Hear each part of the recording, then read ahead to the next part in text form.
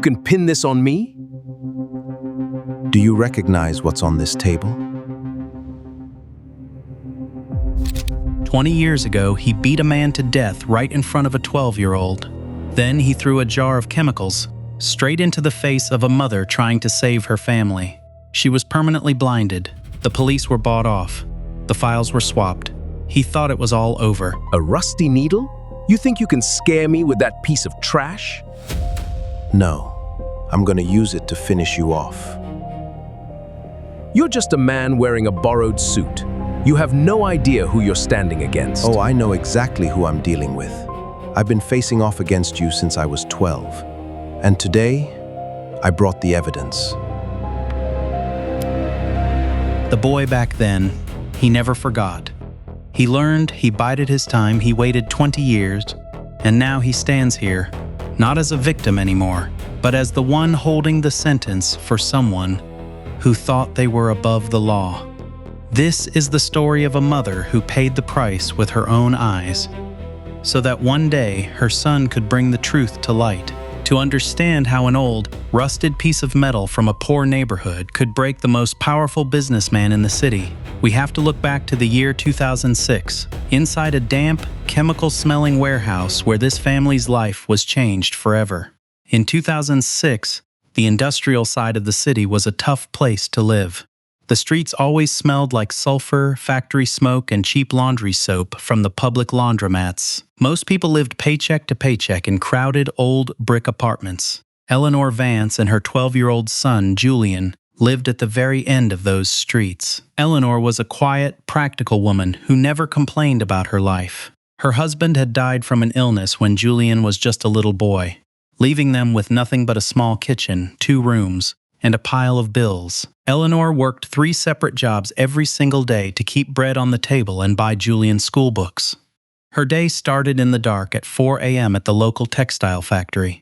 She sat on a hard wooden stool for 6 hours, pushing heavy denim cloth through a loud sewing machine until her thumbs were raw and stained with blue ink. At 2 p.m., she took a bus uptown to scrub the marble floors and empty the trash cans in a corporate office building. And at 8 p.m., she started her final shift, cleaning the main administrative office and the storage floors at the Sterling Industries chemical warehouse. Julian grew up with the steady sound of his mother's tired footsteps coming through the front door long after midnight. She would walk into his small room, her clothes smelling like heavy industrial cleaner, and gently touch his hair. She always said the same thing to him before she went to sleep. "Learn as much as you can, Julian. The law is a tool for regular people. One day, you will use it to make things right for people like us." On a freezing rainy night in November 2006, Julian was sitting by himself at the kitchen table, trying to finish his homework. He noticed his mother's asthma inhaler sitting right next to the sink. The rain was coming down hard, and he knew the damp air inside the chemical warehouse made it hard for her to breathe. The 12-year-old boy put on his worn-out rain jacket, stuffed the small plastic inhaler into his deep pocket, and walked down the dark blocks toward the factory gates. The warehouse was massive and cold, filled with rows of giant metal drums that smelled like rotten eggs and motor oil. As Julian walked down the main hallway toward the office, he heard a loud crash from inside, followed by a sharp, scared shout. It was his uncle, Arthur Vance, who worked as an ordinary bookkeeper for the company. Julian looked through the small glass window of the office door. Inside, a young Donald Sterling was screaming at Arthur, his face red with anger. Sterling was demanding a specific set of paper ledgers that showed the company had been dumping toxic chemicals into the local swamp and poisoning the neighborhood's well water for over a year. When Arthur shook his head and refused to give them up, Sterling lost his temper. He grabbed a solid brass paperweight from the desk and struck Arthur hard across the side of the head. Arthur dropped to the floor instantly, his body going completely still. Julian gasped, stepping back into a metal trash can. The noise was loud in the empty hallway.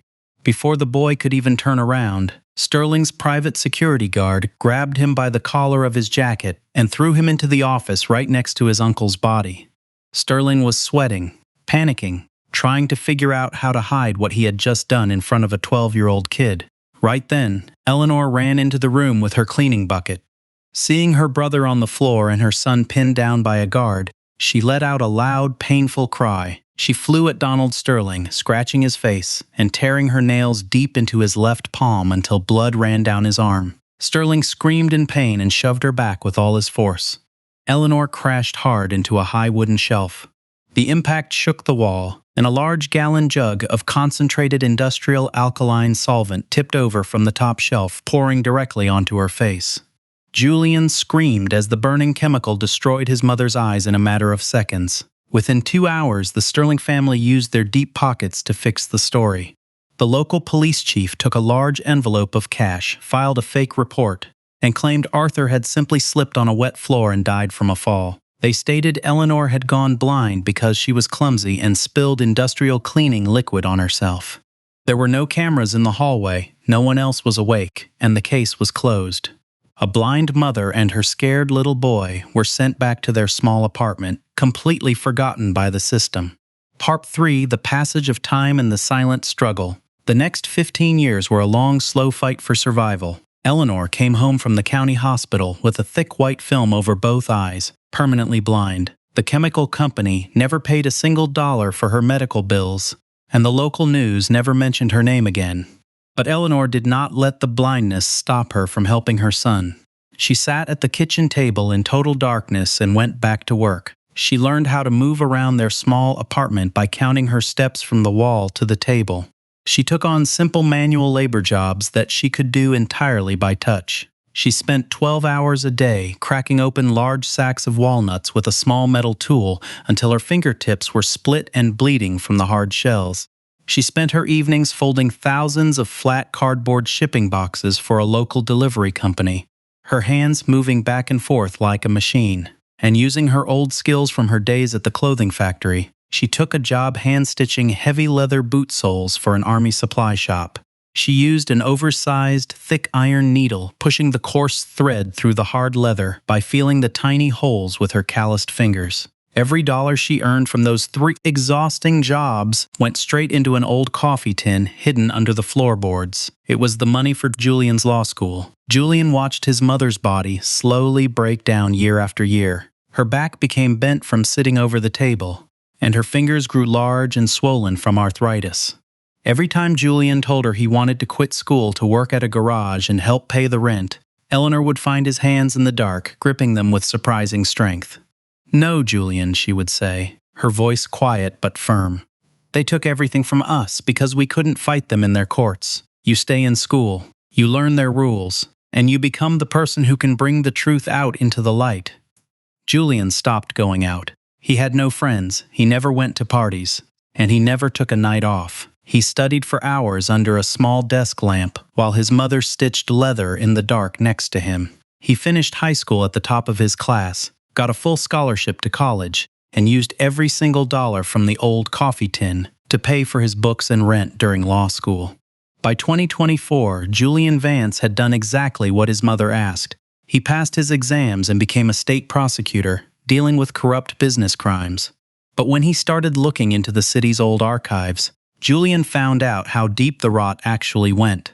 Donald Sterling hadn't just escaped the police in 2006. He had used the money from his legal chemical business to fund the political campaigns of the current mayor, the local police chief, and 2 of the main judges in the state court. The original paper files about his uncle's death had been destroyed, and the police computers showed no record of the chemical spill. The man was completely protected by the law itself. Julian knew that if he walked into court with a standard lawsuit, the judges would dismiss it in 5 minutes. He had to be patient. He had to let Sterling believe he was completely safe while he built a perfect trap using the man's own past mistakes. Julian spent 2 long years setting his trap. He didn't look into the old 2006 murder case directly. Instead, he opened a quiet investigation into Sterling Global's current tax records and hazardous waste disposal logs.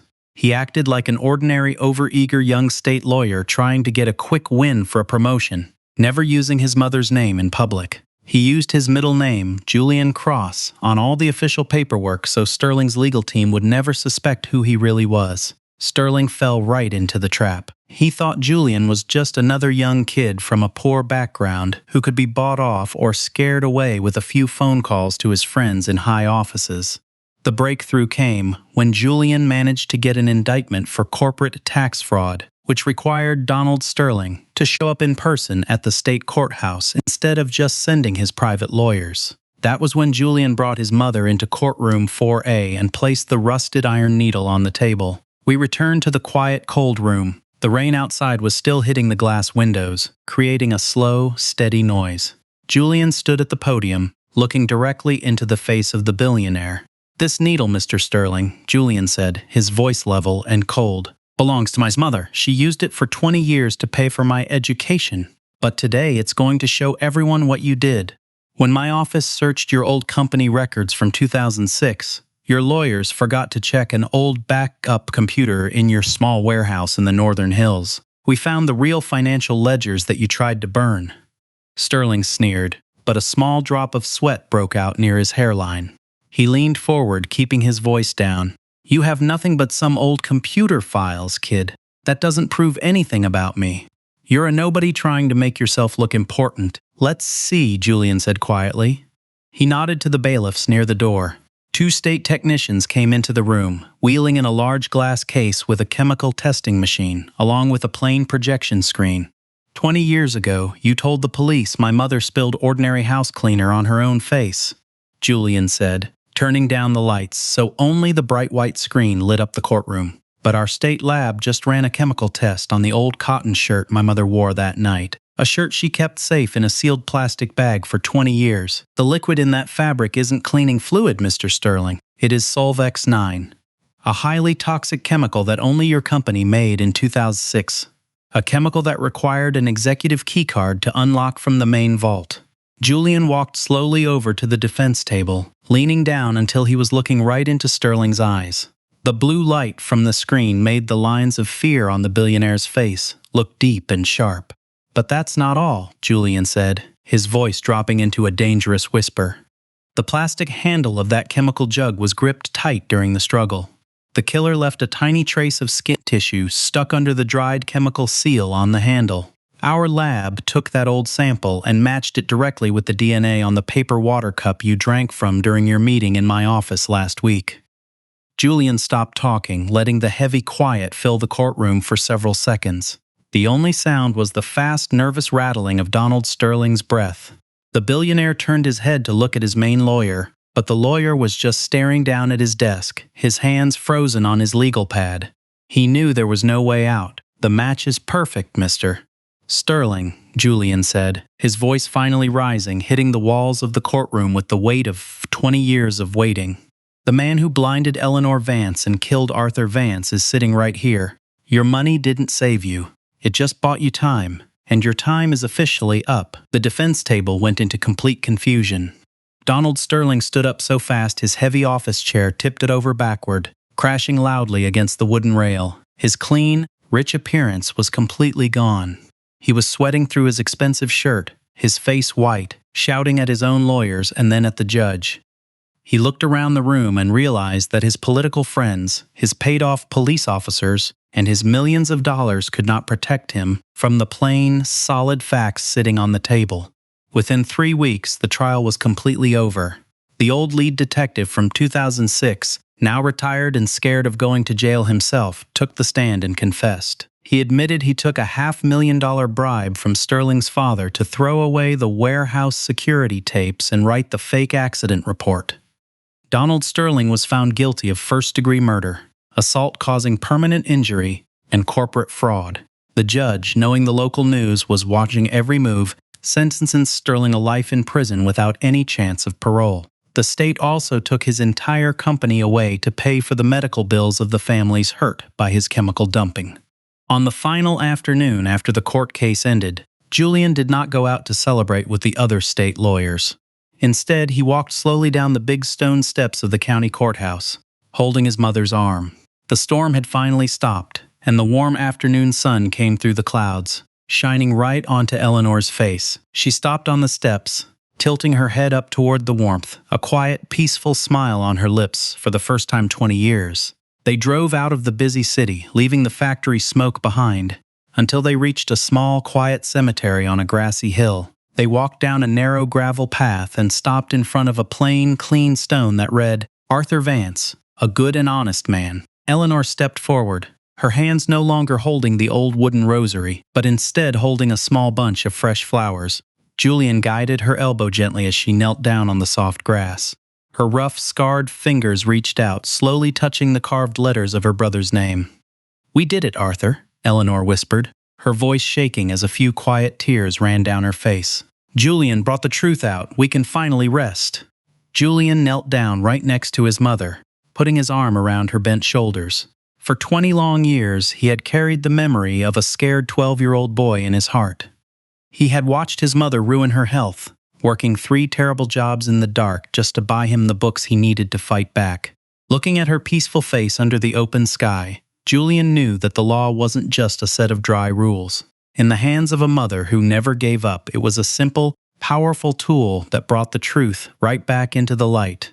The rich man was in a prison cell, the old cover-up was exposed, the janitor's family was finally clear, and the truth, even after 20 long years of waiting, had finally won. If this story reminded you that honesty can outlast the darkest secrets, and that a mother's love can change the world, please take a second to leave a like and tell us what you think in the comments below.